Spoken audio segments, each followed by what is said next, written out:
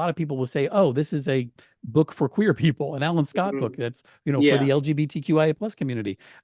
It certainly appeals to people in my It, community, it's but not for them. it's not for them, but it's for everyone. Comics are for everyone. And I Yes. think the reason I say that is because you don't just pick, please don't just pick up comic books because you personally identify with the main characters of the story. In fact, if anything, pick up the ones that you don't identify with. And maybe you'll find that there is something in there that speaks to you. And you think, gosh, maybe we're not all that different. And I'm here to Mm. tell you, we're not.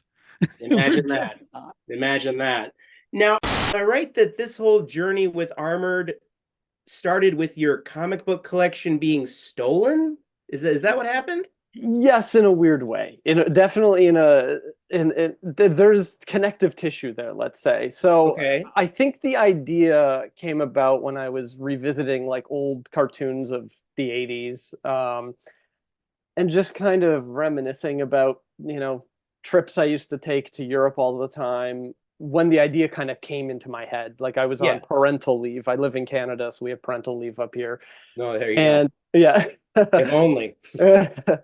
And so the idea kind of came to me just about a kid finding armor and the a ghost of the original wearer being attached to it or being kind of like a sidekick to the kid. That was just the idea that came to me.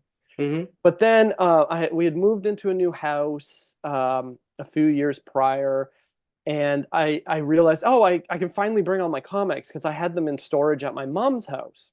Of course. And I was living, in condos in Toronto, and so I was like, wow, I actually get to bring like 20 boxes of comics into this house, and I have like a room right next to my office here where I store all of them, but I needed to clean it out first, so I brought in all the boxes and put them right into my garage. But that Okay. night, I put them into my garage. Someone broke into my garage and lugged them all out, all the boxes. And it wasn't just comics they stole. They stole Yeah. tons.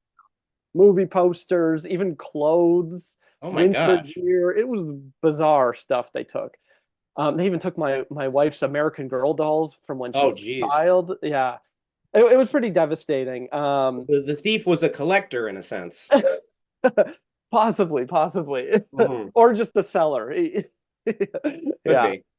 And when So, did this happen? so this happened in 2018. So we 2018. Okay. we had just had our second child, Okay. and we were sleep deprived. We Hmm. didn't hear the door. My wife was like, I thought I heard a weird noise that sounded like our garage door opening, but I think it was just a truck. And then I heard the noise at 4 a.m. and was like, that does sound like the garage. And I ran out. I opened the garage. It was probably 5 minutes after they had closed it, and everything was gone. It was like Oh my empty. The gosh. garage was half empty. And I called the police, and yeah, Yeah.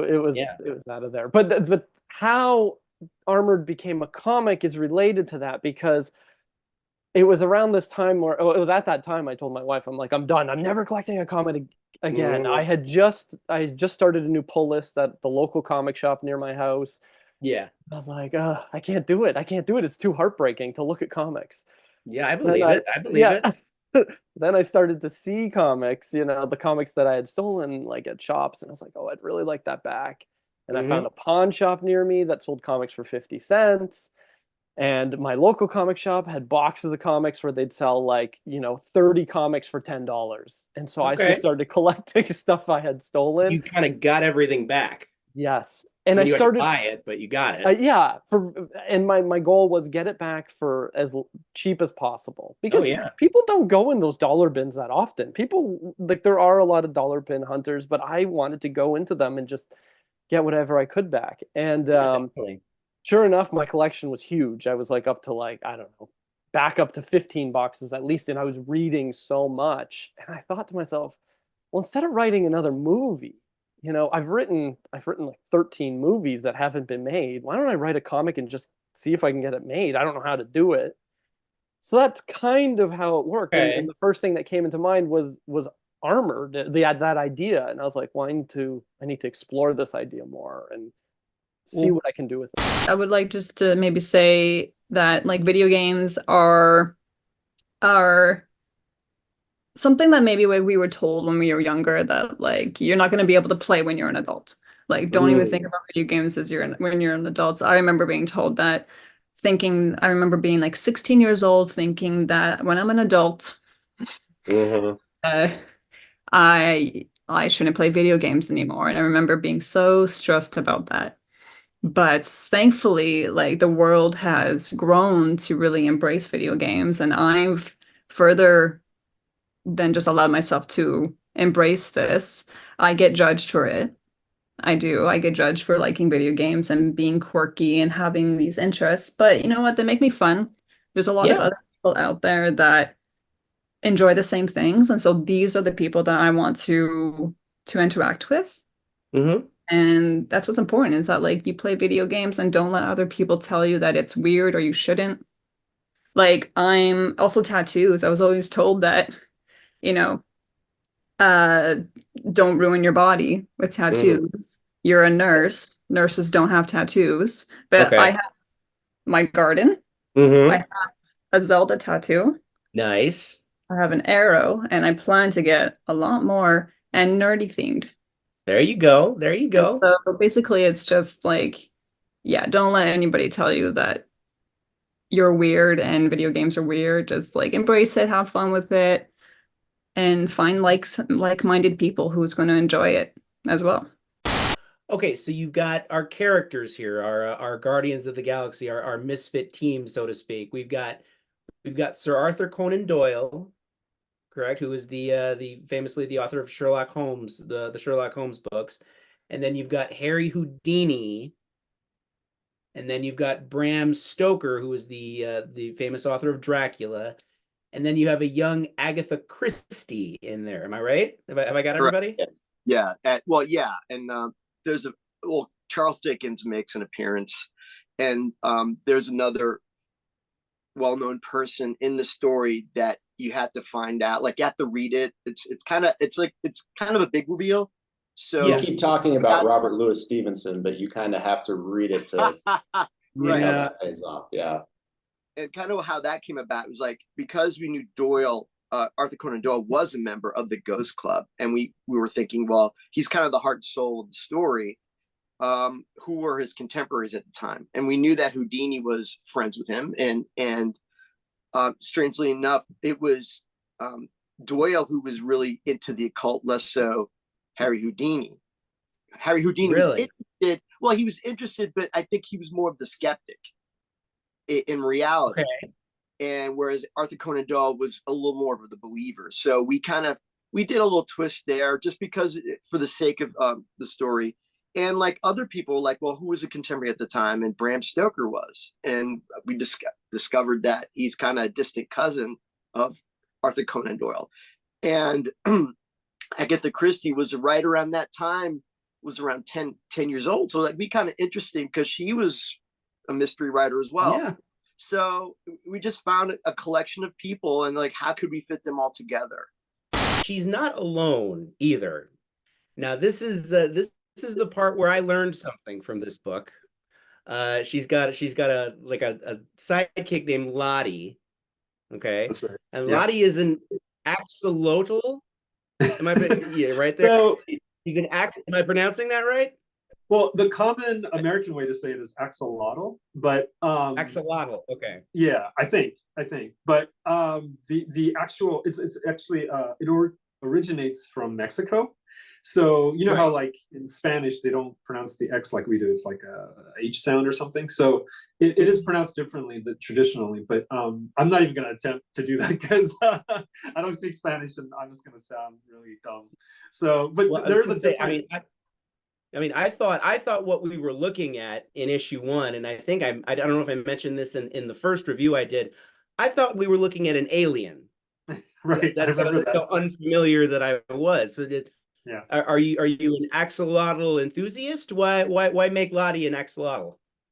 Well, I discovered axolotls like maybe like 5 years ago, just online, randomly. I don't even remember exactly how I stumbled upon it, but I just remember thinking this animal is like a living, smiling emoji, and it just makes you happy just looking at it. He's constantly smiling, And in such a dark world like of The Last Mermaid, I thought there should be a little beacon of hope, a little beacon of light, you know. And I think Lottie provides that. And I've also just been a big fan of stories with little cute sidekicks, I guess, like for example, Avatar: The Last Airbender. You know, Aang has Momo, you know, the little flying monkey. And then the other one that's even more of an influence for me is Nausicaa, Nausicaa, the Hayao Miyazaki film. And she has a little like squirrel-like creature. And I think not only does it provide some humor and sort of lightness to the story, I think it provides Isla with someone to talk to. So it provides a story function as well. Yeah. And one of the great things about the current Green Lantern ongoing is that we've got backup stories that kind of explore, you know, with some of these different Green Lanterns beside Hal Jordan. Yeah. And the current one that we've got going on is it's Guy's bogus Lobo adventure. Yeah. That's what I got. Okay. Yeah. So and yeah, the art, we've got Green Lantern Guy Gardner as our star. Yeah. And like you mentioned, Kevin Maguire drew Justice League International in the late 80s. Yeah. And one of the characters that he's most synonymous with is Guy Gardner. Yeah. So you're telling me that you pitched Kevin Maguire for that Guy Gardner story? 100%. 100%. It's my two favorite covers ever. I'm not even joking. I've said this for years. There's two Justice League International covers, and one is Lobo over Guy Gardner, and Guy Gardner having a teardrop, and they had made Guy Gardner a pacifist for like a year in the book. I mean, it was really funny. And because of the boom tube that hit Guy Gardner in the head, at the second cover is Guy Gardner over Lobo with like, I'm back. And I adored that because again, it was like a long running gag that I didn't see coming, and it was super fun. And so the way I pitched it, sadly it morphed because of the way that the Brainiac tie-in and different things that were happening with Lobo and etc. But I was able to hook them both, my editor and Kevin, you know. And I'm pretty stubborn, not stubborn, but persistent when it comes to an idea. Like I've got several ideas I pitched, and it's like, you know, I'll have an editor that just kind of goes, nah, and I'll just be like, I'll wait 5 years. I'll wait forever. Like I'm getting this done. Nice. So I mean, so when you're writing the story, you know you're writing for Kevin Maguire then? Yeah. I mean, like you said, you read his stuff as a kid. I mean, you mentioned intimidation factor. I mean, does that play a role, or is that just a total thrill of a lifetime feeling? No, yeah. Weirdly, not intimidated. It's more like, how can, you know, and I do this a lot when I'm writing, is like, how can I set up the writers for success, or the artists for success?